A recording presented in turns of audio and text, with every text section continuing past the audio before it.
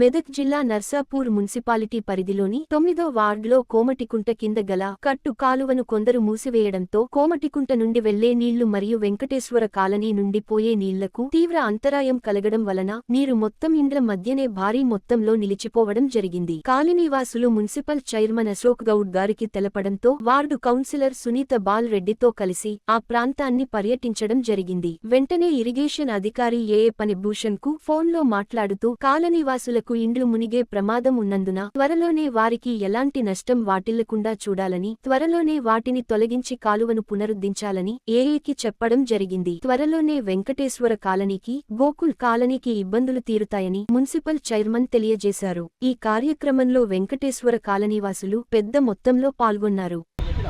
ఇదేం చేసి పాప అలా నేను కడుతున్నాం అది పైప్ ఆ రోజు ఆబ్జెక్షన్ చేశాను. నేను ఆ రోజు ఆబ్జెక్షన్ వద్దాను, ఇది మంచిది కాదు, ఏరియా మొత్తం బ్లాక్ అవుతుంది, మీకు ఇబ్బంది అవుతుంది అని చెప్పి మొన్న కూడా బిల్డింగ్ కడుతున్న మంచిది కాదు, మీరు ఏం పని చేస్తున్నాను మేము అక్కడికి ఆబ్జెక్షన్ లేదు చేసుకున్నాను. మీరు ఎక్కడ నేను చెప్పేసి చెప్తున్నా ఎదగలేక ఏం చేయగలుగుతాను. నేను మాకు రంజన కూడా నేను ఎందుకు డిస్టర్బ్ కావాలి నువ్వు అనుకున్నావు అనుకో. 5 నిమిషాలు చెప్పు.